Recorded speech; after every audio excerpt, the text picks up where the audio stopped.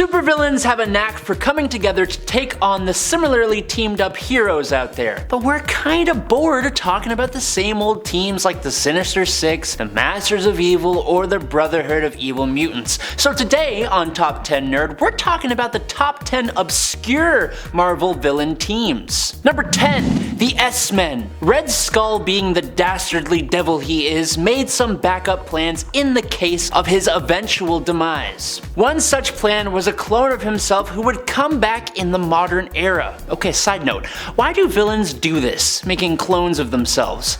The individual villain still kind of passes away, so if they move their consciousness or something, that kind of makes sense, but I don't get why this is a thing. But I'm pretty sure this clone isn't even like that. I'm gonna make myself upset, so let's just continue. Basically, waking up in this new modern world with mutants and all that jazz, this new Red Skull decided that he was going to dig up the body of Professor X and steal some of his brain, granting himself some telepathy, and as an antithesis to the X-Men, he created the S-Men. Yes, very creative. This was a group of individuals that the Red Skull had empowered using crazy mad science and magic. Almost all of them were pretty quickly taken out of existence by Magneto when this Red Skull tried to make a camp to exterminate mutants. Bad move, buddy. Bad move. Number 9, Zodiac Cartel. Honestly, it's a pretty cool idea for a group.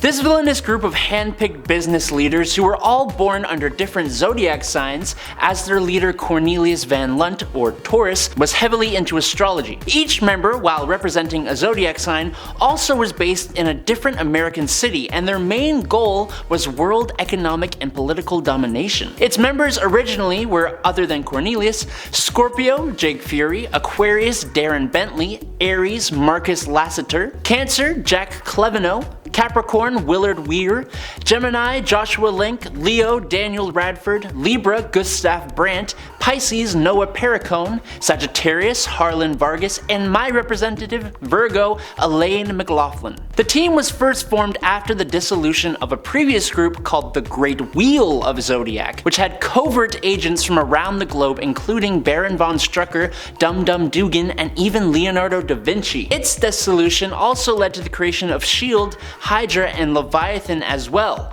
so you could definitely say it was important and somehow still relatively obscure. Number 8, Headmen. Sometimes it takes the smallest of things to bring people together, and while that may sound like an extremely beautiful sentiment, I'm saying it in relation to the villainous team known as the Headmen, who it seems came together because each of their powers revolves around their heads in one way or another, and it's honestly kind of unsettling in my opinion.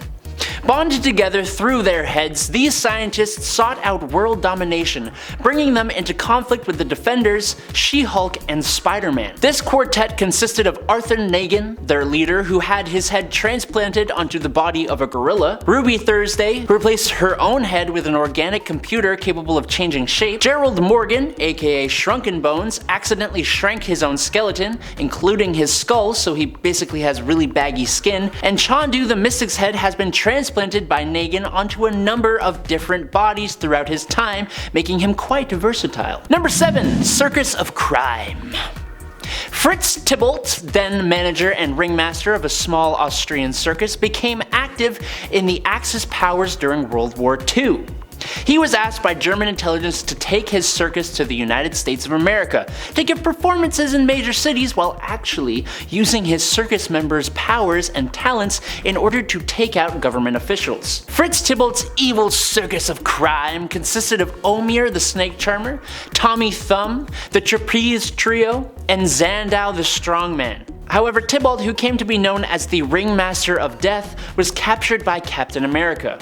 But fast forward, and the Circus of Crime's new MO was giving a performance to a large audience, then the Ringmaster would use the powerful mind control device in his hat to put the audience into a trance. The circus members then robbed the audience, who would remember nothing about the thefts when the Ringmaster released them from the trance, and the performance continued. This criminal circus fought the Hulk, Spider-Man, the Hawkeyes, the Avengers, and others. Number 6, the UFOs. These villains and their cleverly chosen team names. UFOs, like UFOs, because they got their powers in space. Yes, of course. Someone get me out of here, please. Okay, the UFOs here, inspired by the powers gained by the Fantastic Four, went to great lengths trying to reproduce the same accident that gave those heroes their abilities.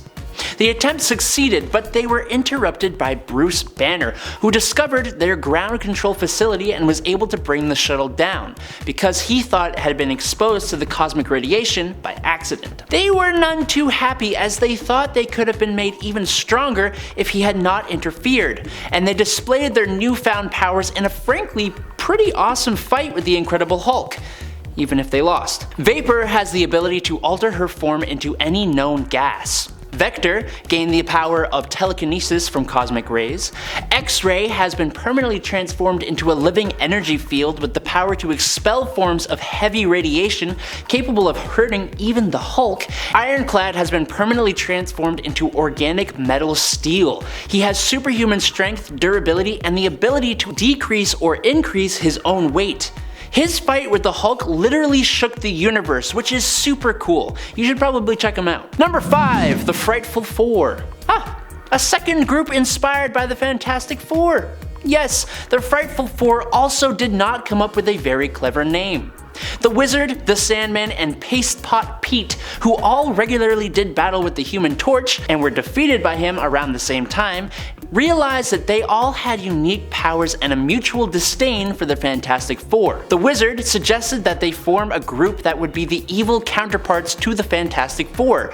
A great idea, but it's just 3 dudes. They need a 4th member to their group, and what do you know, the Wizard had heard of a strange woman hiding out on a remote island on the Mediterranean who had complete control of her hair.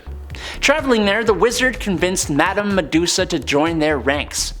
Now this Madame Medusa was actually Medusa of the Inhumans, as some of you may have guessed, but she was kept under the influence of the Wizard using a device that kept her memories forgotten to her. They made their first attack at Mr. Fantastic and Invisible Woman's engagement party, which is kinda just rude if you ask me. Number 4, Wrecking Crew. When Dirk Garthwaite, otherwise known as Wrecker, held onto his enchanted crowbar, he invited his 3 chums, ex-physicist Dr. Elliot Franklin, ex-Army Master Sergeant Henry Camp, and ex-farmhand Brian Kalusky to come and do the same in the middle of a thunderstorm. When lightning struck the crowbar, all 3 men were empowered, becoming Thunderball, Bulldozer, and Piledriver respectively, and coming together to be the villainous Wrecking Crew. These mystical strongmen were mainly an enemy to Thor, but they originally fought against the Defenders. This group has actually been around for a pretty long time and have battled many a superhero. The Fantastic Four, Avengers, Omega Flight, Spider-Man, the Thunderbolts, and even got into a fight between the Marvel and DC universes. Number 3, Menagerie. The Menagerie is likely a more recent evil team, showing up for the first time in Amazing Spider-Man Volume 3, Number 1 in April of 2014, when they tried to steal valuable decorated eggs from an antique store and were pretty easily defeated. So like, from the get-go, the impressive feats are on the lower side of the list, if you know what I'm saying. In fact, I'd say the most famous thing they've done is when they disintegrated Spider-Man's spider suit, making him have to create web underwear for himself. And it's kind of the underwear that is remembered here, not the Menagerie. The animal-themed criminal team was created by White Rabbit, and its members included Hippo, Ox, Skyne, who did the spider suit disintegrating, Squid, Swarm, and, wait for it, Panda Mania. Nice. The Menagerie also is known for trying to rob a club where Nadia Van Dyne was celebrating her birthday with numerous other heroes, which, as you can imagine, it didn't go too well for them. Number 2, Death Throes. Remember how the Headmen all came together based on their head-related powers? Well, I'll do you one better. How about the Death Throes, whose powers and names all have something to do with commonly throwing stuff? The ringleader, threw together teammates Bombshell, Knick-Knack, Oddball, Tenpin, and Throwdown into a group that works really well together, juggling their weapons between each other and doing battle with characters like Captain America, Crossfire, Hawkeye, and even Loki of all people, who stopped the group from robbing the big top casino in Las Vegas. The Marvel Wiki even lists their origins as quote-unquote joint effort to perform criminal and mercenary acts while using juggling expertise. I honestly kinda had a hoot putting together this point, as I can't believe this group of villains even exists. And lastly, at number 1 is Hordeculture. Okay, of all the teams on this list, I think the Hordeculture are my favorite. For starters, they look so cool. But then, you find out it's a bunch of older women between the ages of 64 to 81 who are all expert botanists and want to bring Earth back to its more pristine time when it had about 7 billion less people on it. I just love how they use their regular names, and the names just kinda suit their age and interest in plants. I don't know how, but they kinda just do. Augusta Bromes, Lily Lamus, Edith Scutch, and Opal Vetiver. Gosh.